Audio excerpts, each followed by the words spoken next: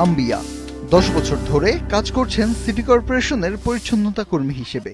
Pregnant আমি 7 মাস শেষ, 8 মাস চলে রাউন্ড। 2 মাস পরেই নতুন সন্তানের আগমনে আলোকিত হবে তার সংসার। ডাক্তার বলে দিয়েছে রক্ত কম, প্রেশার হাই, নরমালে কিছুতে যাবে না, সিজারের জন্য রক্ত রেডি রাখতে বলছে। এ সময় তার সবচেয়ে বেশি প্রয়োজন বিশ্রাম ও যত্নের। তবে সে ভাগ্য নেই আম্বিয়ার। মাস্টার রোলের কর্মচারী হওয়ায় কাজ বন্ধ তো বেতন বন্ধ, আর ছুটি নিলেও তার পরিবর্তে দিয়ে যেতে হবে পরিবারের অন্য কাউকে। তাই ঝুঁকি নিয়েই কাজ করছেন এই গর্ভবতী। কাজ না করলে তো আমার সংসার চলবে না। আমি যখন 9 মাস হবে ছুটিতে যাব, তখন আমার হাজবেন্ড আমার কাজটা করবে। আমার কাজটা করলে আমার বেতনটা ঠিক থাকবে, কিন্তু আমার হাজবেন্ডের ইনকাম সোর্স বন্ধ হয়ে যাবে। গল্পটা শুধু আম্বিয়ার একার নয়। নগরকে পরিপাটি রাখতে নিজেকে বিলিয়ে দেয়া ঢাকার 2 সিটি কর্পোরেশনের মাস্টার রোলে কাজ করা 3,500-এর অধিক পরিচ্ছন্নতা কর্মীর অধিকাংশের মাতৃত্বের গল্প প্রায় এরকমই।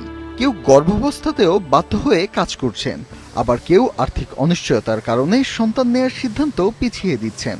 আমি 9 মাস পর্যন্ত কাজ করছি। আমার জটিলতা হয়েছে, আমার যখন বাচ্চা হয়েছে রক্ত ভাঙছে, ফুলগুলো লেগেছিল গা, এই সমস্যা তো কাজের জন্যই হয়েছে।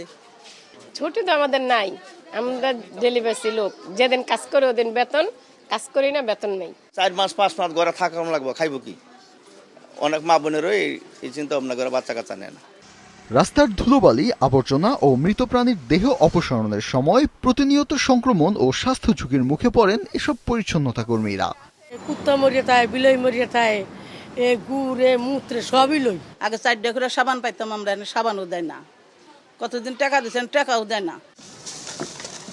সিটি কর্পোরেশনের টেন্ডারে নিয়োগকৃত পরিচ্ছন্নতা কর্মী এবং বাসাবাড়ি থেকে ময়লা সংগ্রহকারী এ সকল নারী পরিচ্ছন্নতা কর্মীদের অবস্থা আরও করুণ। বাসাবাড়ির ময়লা থেকে শুরু করে এসটিএস এর সকল ময়লা তারা পরিষ্কার করেন খালি হাতেই। ফলে অসুস্থতা হয়ে উঠেছে তাদের নিত্যসঙ্গী।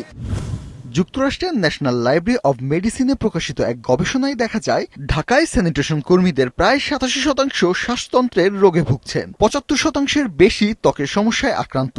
অনেকে অ্যালার্জি, সংক্রমণ ও দীর্ঘমেয়াদী অসুস্থতায় ভোগেন। রাসায়নিক পদার্থগুলো যেগুলো পরিচ্ছন্নতা কর্মীরা যেগুলো নিয়ে কাজ করছে, সেখান থেকে তার বাচ্চাদের থেকে অন্যান্য বাচ্চাদেরও সংক্রামক হতে পারে, এবং সেটি কিন্তু আমাদের প্যান্ডেমিক আকারও ধারণ করতে পারে। বিশেষ করে সিটি কর্পোরেশন তো পরিচ্ছন্নতা কর্মীদের নিরাপদ পরিবেশ দায়িত্ব তাদের। এই যে সমস্ত তার পেশাগত ঝুঁকি থাকতে পারে, যেটা নির্দিষ্ট কতগুলো প্রোটোকল তৈরি করা আছে পেশাগত স্বাস্থ্যের ঝুঁকি পরিচ্ছন্নতা কর্মীদের জন্য, সেই অনুযায়ী তাকে নিয়মিত স্বাস্থ্য পরীক্ষা করতে হবে এবং তার বিনা পয়সায় চিকিৎসা নিশ্চিত করতে হবে। আইন বিশেষজ্ঞরা বলছেন, মাতৃত্বকালীন ছুটি যেন শুভঙ্করের ফাঁকি। ফুল টাইম ওয়ার্কারদের মতো কাজ করিয়ে মাস্টার রোল নাম দিয়ে তাদের অধিকার থেকে বঞ্চিত করছে সিটি কর্পোরেশন। আপনি তাকে কাজ করাচ্ছেন ফুল টাইম ওয়ার্কারদের মতো, কিন্তু তাকে আপনি ক্যাটাগরাইজ করছেন হচ্ছে ক্যাজুয়াল ওয়ার্কার হিসেবে। এটা জুরিসপ্রুডেন্সিয়াল একটা ইস্যু। আই বিলিভ যে এটা যদি আপনার প্রপারলি কোর্টে যায়, তাহলে কিন্তু আসলে কোর্ট কিন্তু তাদেরকে এই একটা এমপ্লয়ি হবার জন্য যে কন্ডিশনগুলো থাকে সেগুলো যদি কোয়ালিফাই করে ফেলে, তাহলে তাকে এমপ্লয়ি হিসেবে ডিক্লেয়ার করবে। সেক্ষেত্রে কিন্তু আপনার লায়াবিলিটি স্কিপ করার সুযোগ থাকবে না মালিক পক্ষের। উন্নত দেশগুলোতে আমরা এটা দেখি যে ঝুঁকিপূর্ণ যে সকল কাজগুলো রয়েছে, যেমন স্যানিটেশনের মতো যে সকল কাজগুলো রয়েছে, সেখানে কিন্তু পেমেন্টটা তাদের হেলথ রিস্কটাকে কনসিডার করে অনেক বেশি দেওয়া হয়। তো সেই চর্চাগুলো উন্নত দেশগুলো আসলে প্র্যাকটিস করছে। আমরা যদি সেখান থেকে কিছু লেসন আমরা নিতে পারি, আমরা হয়তোবা সেই চর্চার মধ্যে যাওয়া আমাদের উচিত। 1984 সালে বাংলাদেশে স্বাক্ষর করা জাতিসংঘের নারীর প্রতি সকল প্রকার বৈষম্য বিলোপ বা সিডো সনদে মাতৃত্বকালীন ছুটিকে নারীর অধিকার বলা হয়েছে। এছাড়া এ সময় কোনো নারীকে তার গর্ভাবস্থা বা মাতৃত্বের কারণে চাকরি বা আয়ের সুযোগ থেকে বঞ্চিত করা যাবে না। আমাদের দেশের যে আইনগুলো আমাদের সরকার তৈরি করেছে, সেই আইনগুলো তো সরকার যথাযথ অবলম্বন করতে পারতেছে না।